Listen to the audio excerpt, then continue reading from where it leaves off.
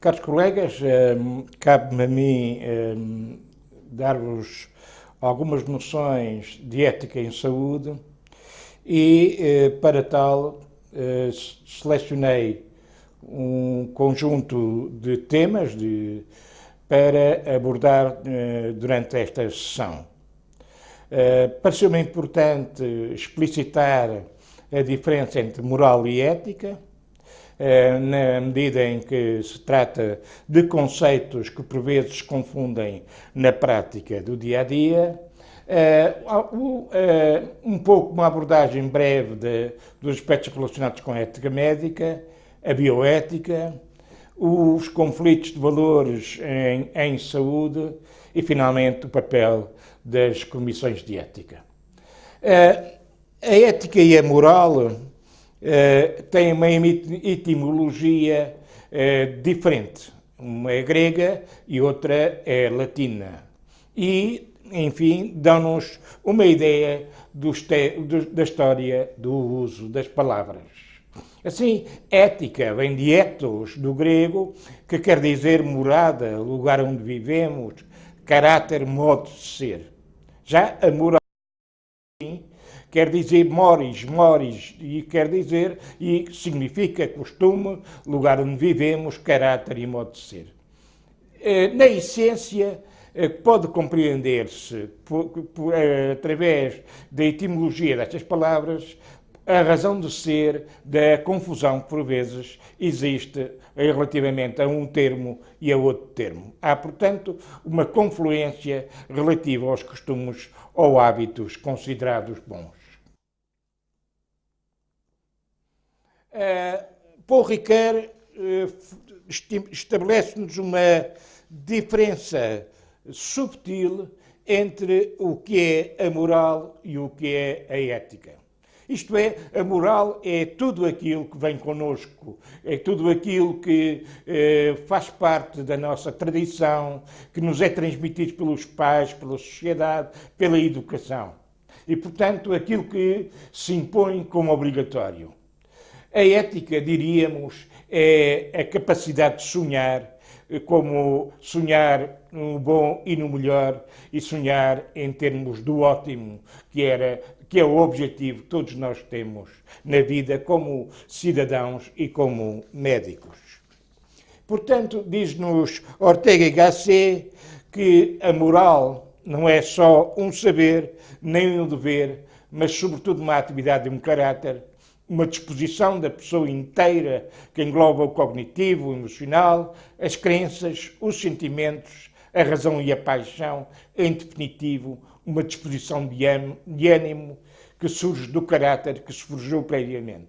Portanto, aqui encontramos a definição daquilo que podemos considerar como a moral, isto é, aquilo que é próprio, que é específico de cada pessoa humana e que lhe é trazido, como vos disse, pela educação e pela tradição da comunidade em que as pessoas vivem. Daniel Serrão diz-nos que a ética é uma categoria ou qualidade do cérebro humano que permite e que torna possível a tomada de decisões individuais após a análise e a ponderação dos valores. Quer então dizer, Daniel Serrão, que a ética é específica do ser humano. E, portanto, nós, seres humanos, temos a capacidade de decidir e analisar as ações que vamos tomar, ponderando os valores que as determinam. Por sua vez, a Adela Cortina diz-nos e chama-nos a atenção para o nosso dever, enquanto seres humanos, de procurarmos cultivar os aspectos que se relacionam com a evolução da nossa maturidade moral. Isto é, temos que educar-nos, temos que trabalhar essa faculdade moral para procurarmos ser melhor. Isto é, para que isso aconteça, nós precisamos de investir e esse investimento certamente nos dará uma personalidade e uma moral superior. E, portanto, diz-nos também a Adela Cortina que aqueles que não atingem a maturidade intelectual ou que não querem tomar decisões e que gostam que outros tomem decisões por eles, correm o risco de tomar decisões quando mandados por outros. Aqui o que interessa chamar a atenção é que a capacidade de sermos autónomos, a capacidade de sermos independentes e de tomarmos as decisões nas nossas próprias mãos é uma capacidade que podemos dizer, no limite, que se cultiva e que é, digamos, a base de um comportamento ético. Na Ética a Nicômaco, diz-nos Aristóteles, se pois para as coisas que fazemos existe um fim que desejamos para ele mesmo e tudo mais é desejado no interesse desse fim, evidentemente tal fim será o bom, ou antes o melhor, ou ainda o ótimo. Portanto, devemos procurar em cada momento ser felizes e procurar o ótimo. É a busca da felicidade. Na sua reflexão sobre a virtude, Aristóteles distingue dois tipos de virtudes. As virtudes intelectuais, que aperfeiçoam o conhecimento e nos permitem a excelência, e as virtudes morais, que aperfeiçoam o caráter e o modo de ser e de se comportar. Entre as virtudes intelectuais ou excelências intelectuais, Aristóteles inclui uma denominada de bom julgamento, ou até sabedoria prática.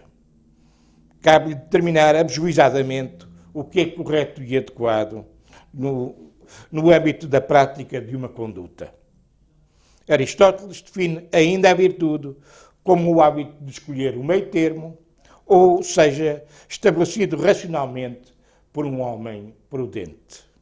De acordo com esta definição, as virtudes ou excelências morais são disposições estáveis, hábitos, que nos facilitam a escolha mais correta e conveniente a cada caso.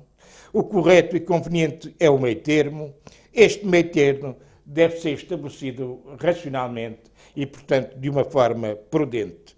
E devemos, em cada momento, procurar ser justos, no sentido que numa justiça equitativa, aquela que regula as relações interpessoais, numa justiça aritmética, que cada um receba exatamente o mesmo. Esta seria a justiça das trocas, a justiça contratual e a justiça geométrica, que é aquela que exige que se receba em proporção aos méritos e que regula a distribuição social de honras e prémios. Existem diversas teorias éticas e não há um pensamento ético uno. Portanto, e procurando estabelecer, digamos, um quadro sobre teorias éticas, eu procurei definir um conjunto de teorias éticas que, na essência, nos falam das principais correntes éticas. A ética da virtude é a ética que já abordámos anteriormente, da felicidade, isto é, procurar ter uma vida boa e uma vida feliz e ser virtuoso. A ética do dever é a ética que nos foi trazida por Kant, isto é, estamos obrigados ao cumprimento de dever e obrigações, e esse dever e obrigações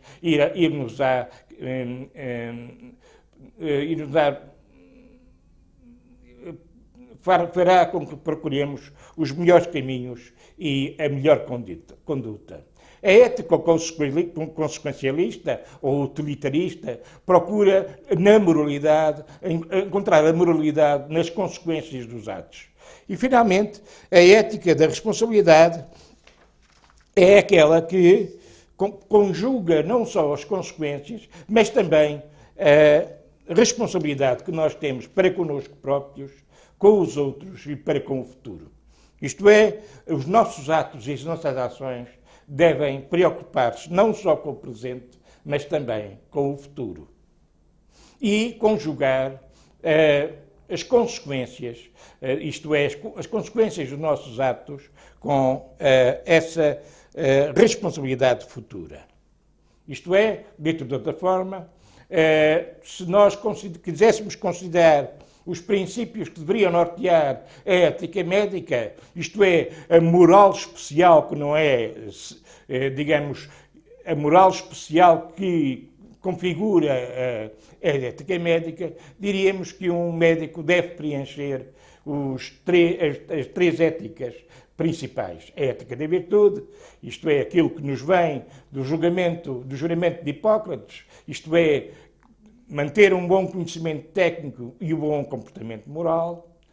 A ética do dever, que é própria dos códigos deontológicos, cumprir deveres e orientar princípios morais.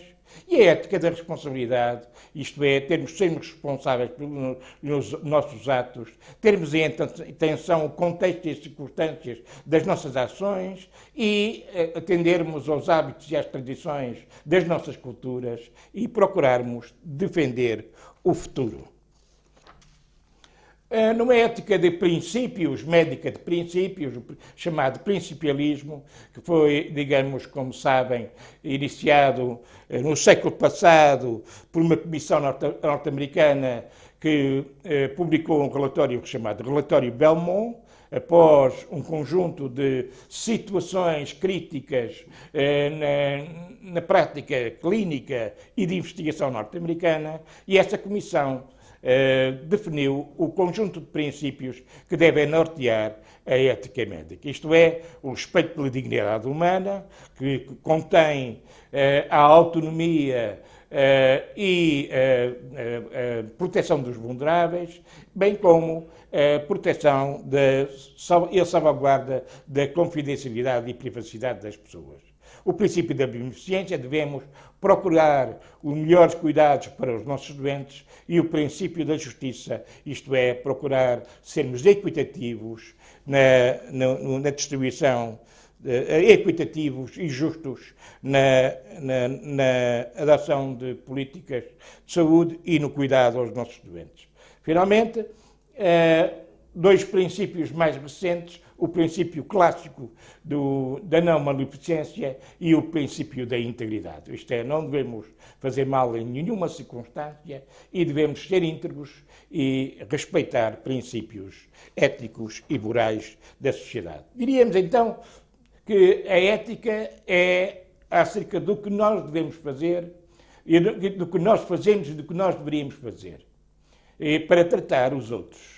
Desde, digamos, desde o leito do doente até ao nosso consultório, devemos sempre respeitar esses princípios. Diríamos, por fim, que o desígnio ético, e pegando em Paul Ricoeur, define-se como na procura de uma vida boa para si, para os outros e no seio de instituições justas. A ética será o desígnio das ações estimadas como boas. Com base nestes princípios, foram construídos, e fundamentalmente a partir de Kant e das suas teorias relativas ao dever, às obrigações que nós devemos cumprir enquanto seres humanos, surgem e emergem os códigos deontológicos. Os códigos deontológicos, como sabem, existem desde a antiga Grécia, e um dos bem conhecidos códigos deontológicos é exatamente o juramento de Hipócrates, que é um texto fundamental da teoria da excelência profissional e da excelência médica, que ainda hoje, como sabem, é utilizado, ainda que numa versão bem mais moderna. O código deontológico tinha, portanto, duas partes. Uma relativa ao compromisso cooperativo, o juramento de Hipócrates tinha duas partes. Uma relativa ao compromisso cooperativo, dos deveres e obrigações do médico, e outro de código de ética propriamente dito que teve, enfim, influências diversas e que levou também, mais tarde, à constituição das ordens dos médicos. O Código Ontológico da Ordem dos Médicos é um instrumento essencial para orientar a prática médica e deve ser seguido pelos médicos em toda a sua extensão, dado que é um código que norteia as relações humanas no exercício da medicina, que preconiza o respeito pelo direito à saúde, a abstenção de práticas não justificadas, a proteção da sociedade, a não discriminação, a prestação dos melhores cuidados aos nossos doentes e a prestação de cuidados reconhecidos como legis artis. Existem diversos códigos deontológicos, não só dos médicos, como dos enfermeiros, dos farmacêuticos e dos psicólogos e outros, e, portanto, eles têm em comum, mais uma vez vos digo, a listagem das obrigações e dos deveres de exercício dos profissionais de saúde. Existem também códigos éticos institucionais. Isto é, aquilo que as instituições de saúde têm como orientação para os seus profissionais, aqui não só médicos, mas todos os profissionais, e dou-vos o exemplo do Código de Conduta da ARS, que foi publicado há uns anos e em que consta o enquadramento desse código e as boas práticas éticas que devem ser seguidas pelos profissionais de saúde, nomeadamente a integridade, o respeito pelas pessoas, a transparência, a confidencialidade, a importância da vulnerabilidade, o profissionalismo, a competência e o respeito pelo consentimento livre e esclarecido.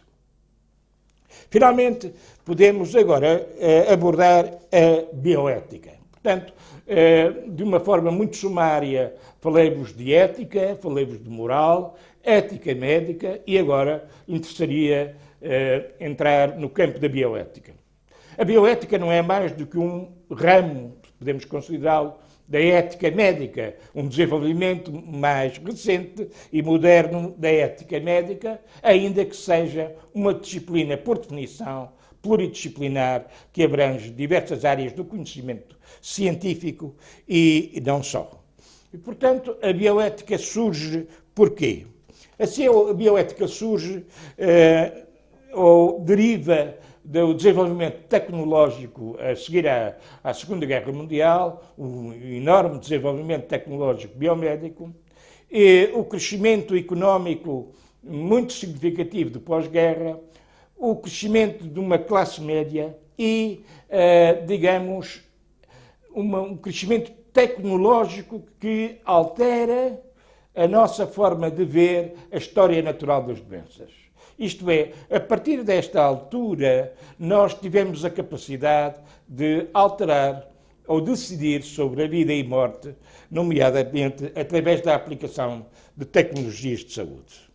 E o conceito de bioética nasce com Potter, em 1970, que é um oncologista que se dedica a esta matéria e que procura, não especificamente a bioética médica, mas uma preocupação que tem a ver com o desenvolvimento tecnológico como um todo. Isto é, o desenvolvimento tecnológico naquela altura poderia pôr em causa a sobrevivência da humanidade e daí a sua preocupação com a conjugação do desenvolvimento humano e dos aspectos morais que lhe estão associados. Ehlers, mais tarde, considera que e procura associar este conhecimento à aplicação específica à biomedicina. Bom, a bioética e a ética têm uma história recente, relativamente recente, e construída a partir de diversos instrumentos normativos que derivam maioritariamente dos problemas éticos que foram surgindo ao longo do último século, nomeadamente na investigação, e realço, entre outros, o caso do estudo Tuskegee, do Alabama, e a publicação por Henry Beecher do seu artigo no New England Journal of Medicine, onde ele relata experiências feitas por médicos que não cumprem éticos, isto depois de a Assembleia Médica Mundial ter aprovado as regras para a investigação clínica realizadas por médicos, que veio a ser designada como a Declaração de Helsínquia.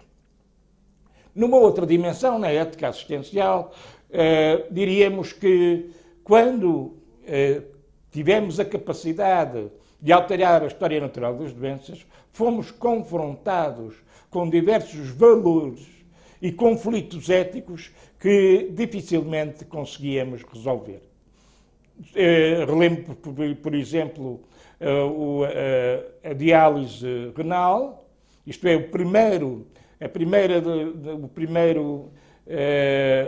a primeira instituição a ter diálise renal nos Estados Unidos foi obrigada a refletir como deveria decidir a atribuição, a alocação desses recursos a doentes insuficientes renais terminais, quando numa proporção de 1 para 1000. Isto é, eles dispunham de um número de hemodiálises, ou de aparelhos de diálise, que era muito inferior ao número de doentes que poderiam beneficiar com essa técnica médica. E isso levantou um problema imenso, isto é, como decidir que doentes devem ter acesso a essa técnica médica. Que doentes devem sobreviver. Não é por acaso que alguns autores chamavam a este comitê, um comitê que foi criado para a seleção dos doentes, o Comitê da Vida e da Morte. De facto, quem fosse selecionado para ter acesso a essa tecnologia sobreviveria em princípio, e aqueles que não seriam selecionados, certamente, com a história natural da doença, teriam um desfecho que seria a breve trecho fatal.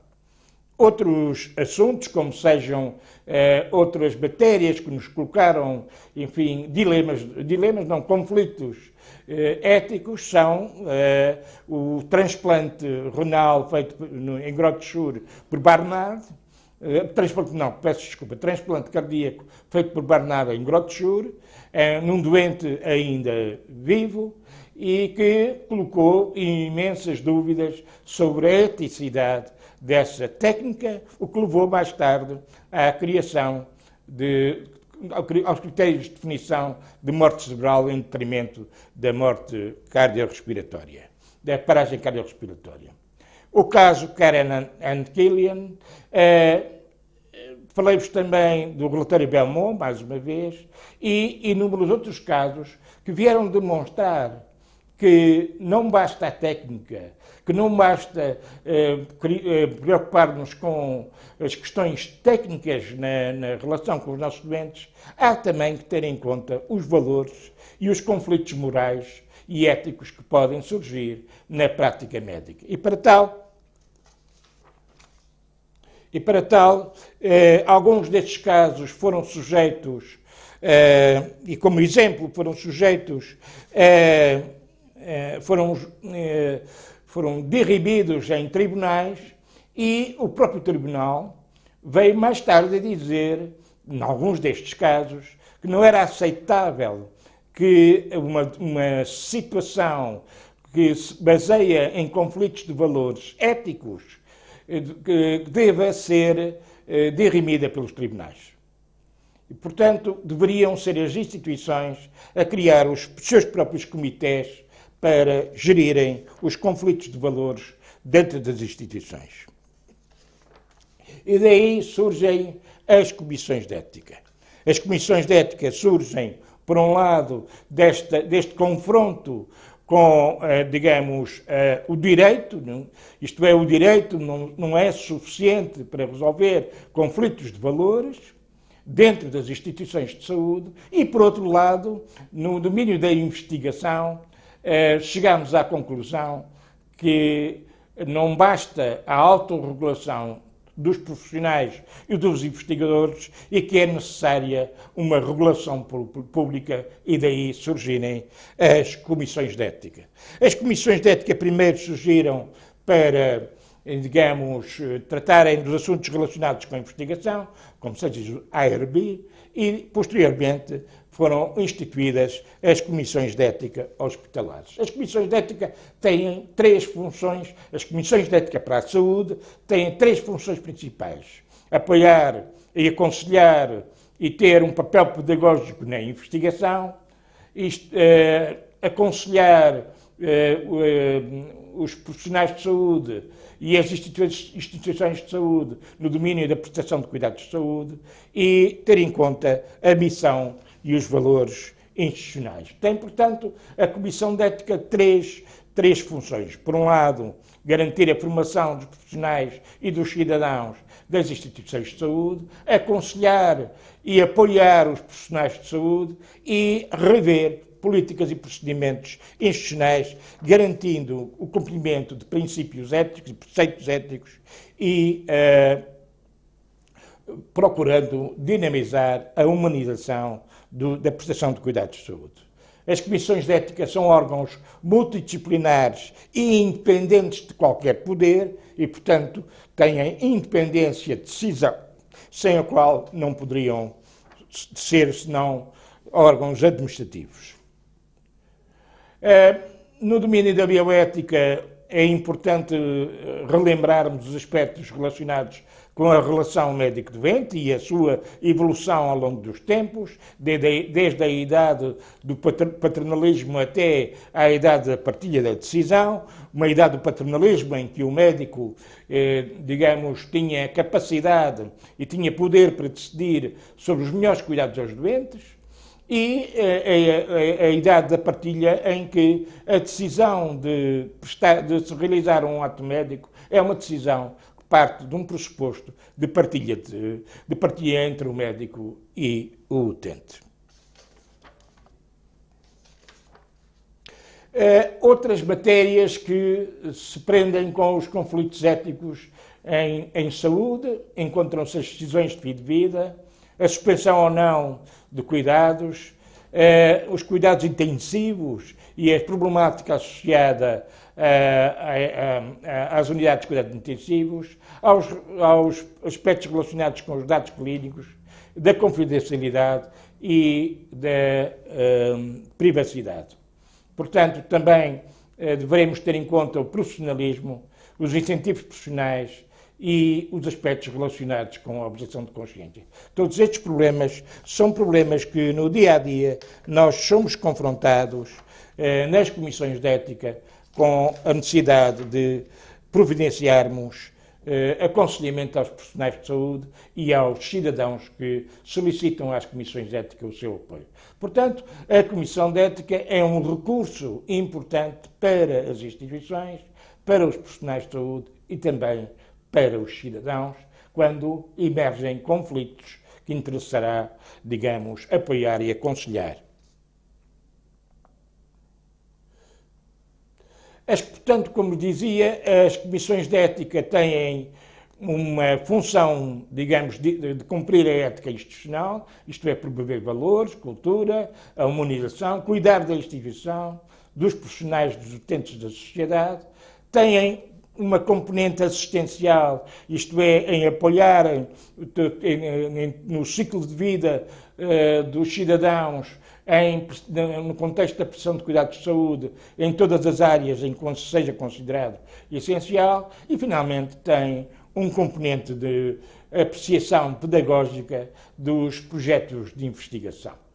Portanto, as comissões de ética são pluridisciplinares, constituídas por diversos membros e de diversas profissões de saúde e não só, tendo também no seu seio leigos que representam, digamos, a sociedade e os cidadãos.